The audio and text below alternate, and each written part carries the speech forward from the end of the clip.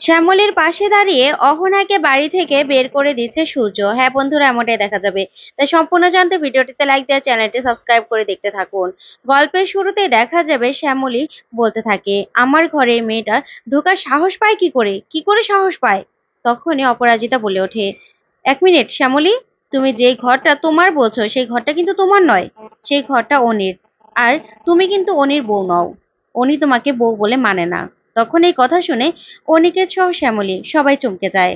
তারপরে অপরাজিতা বলতে থাকে, তোমার কোনো অধিকার নেই এই বাড়িটাকে নিজের বাড়ি বলার, আর ওই ঘরটাকে তোমার ঘর বলার, বুঝতে পেরেছো? ঠিক তখনই সূর্য চলে আসে আর এসে বলতে থাকে, শ্যামলীর অবশ্যই অধিকার আছে, আর শ্যামলীর অধিকারের জোরেই শ্যামলী এই বাড়িতে থাকছে, বুঝতে পেরেছো?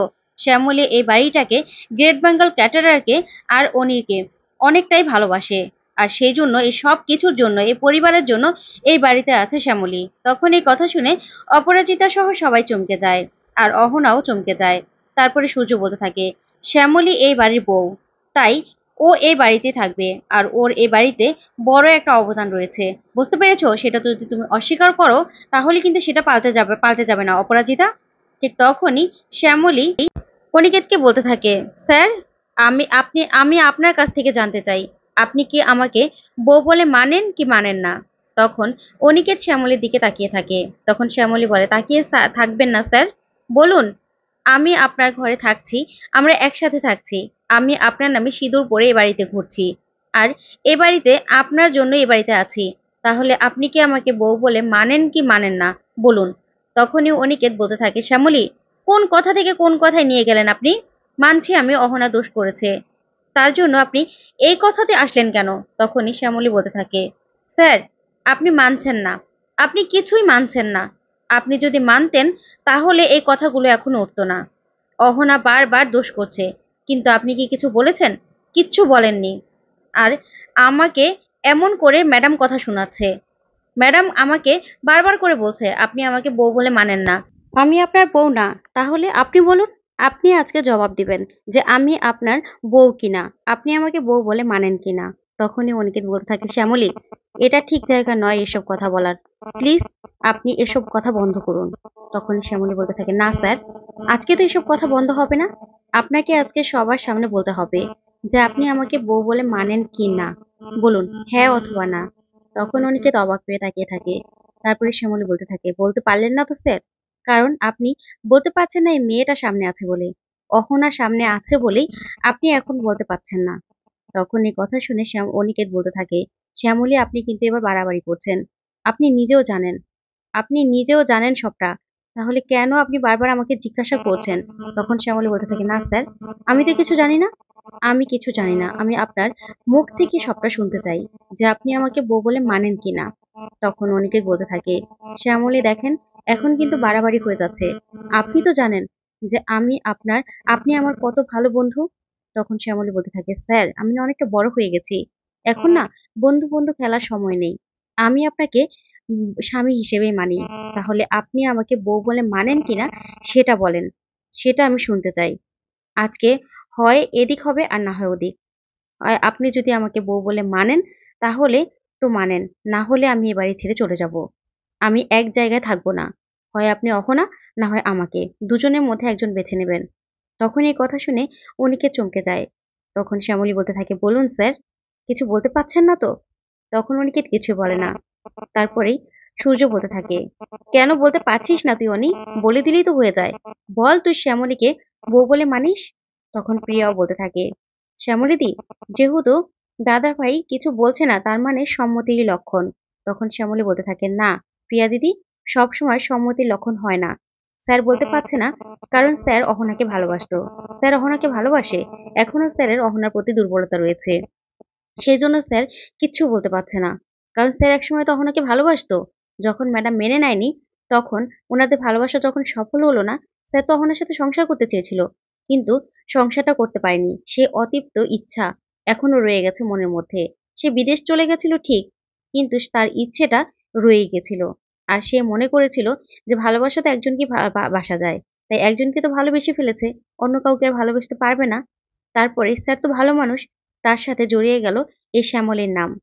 কিন্তু স্যার আমাকে যতই ভালো বন্ধু বলুক না কেন, স্যার আমাকে ভালোবাসতে পারলো না। কারণ ওই যে অহনাকে ভালোবাসতো, অহনার সাথে সংসার করতে চেয়েছিল, সেই জন্য স্যার আমাকে ভালোবাসতে পারেনি। তাই আমিও চাই, স্যার যেহেতু আমাকে ভালোবাসতে পারেনি, এই বন্ধু বন্ধু খেলাটা না আমি আর খেলবো না। একটা মেয়ে সিঁদুর পরে সারাক্ষণ বন্ধু হয়ে থাকবে, আমি একটা মেয়ে হিসেবে এটা আমার জন্য কতটা অসম্মান সেটা আপনি জানেন? জানেন না। তাই এই বাড়িতে আমি সতীন কাটা নিয়ে থাকতে পারবো না। তাই আমি এই বাড়ি ছেড়ে চলে যাব স্যার। এই বাড়ি ছেড়ে আমি চলে যাব। আপনি অহনাকে বিয়ে করুন। আপনি অহনার কাছে চলে যান। তখন এই কথা শুনেই অনিকেত বলতে থাকে, শ্যামলী আপনি কি বলছেন? আপনি বুঝতে পারছেন? তখন শ্যামলী বলতে থাকে, হ্যাঁ স্যার, আমি বুঝতে পারছি। আপনি, আমি তো বললাম, আপনি অহনার কাছে চলে যান। অহনাকে আপনি বিয়ে করুন। আপনি অহনার সাথে থাকুন। সংসার করুন। আপনার অতৃপ্ত যে বাসনা সেটা পূরণ করুন। দাঁড়ান আমি সহজ করে দিচ্ছি। এই বলে শ্যামলী মন্দিরে গিয়ে সামনে থেকে দুটো মালা নিয়ে আসে আর এসে বলতে থাকে, স্যার নিন মালা, এবার অহনাকে বিয়ে করুন। যা দেখে অনিকেত অবাক হয়ে যায় আর বলতে থাকে, শ্যামলী আপনি আজকে ২ বাদ আমার বুকিং ভেঙে দিয়েছেন। এসব কথাগুলো এখানে বলার ছিল না, কিন্তু আপনি আমাকে সবার সামনে ইনসাল্ট করেছেন। তখনই এই কথা বলেই শ্যামলী বলতে থাকে, স্যার আমি কিছুই করিনি, আপনার কাজটা সহজ করে দিলাম, নিন অহনাকে বিয়ে করুন। এই বলে শ্যামলী এগিয়ে যেতে লাগলেই অনিকেত রেগে যায় আর মালাগুলো ছুঁড়ে ফেলে দেয় আর বলতে থাকে, শ্যামলী আজকে আপনি যা করলেন সেটা আপনার কাছ থেকে আমি আশা করিনি, তবে বাড়ির সবার সামনে আপনি আমাকে অপমান করেছেন, এর শাস্তি তো আপনাকে পেতেই হবে, এর জন্য আপনাকে আমি কোনোদিনও ক্ষমা করব না। এই বলে অনিকেত বেরিয়ে রাগ করে চলে যায়। তারপরে দেখা যাবে শ্যামলী বসে পড়ে, কাঁদতে থাকে।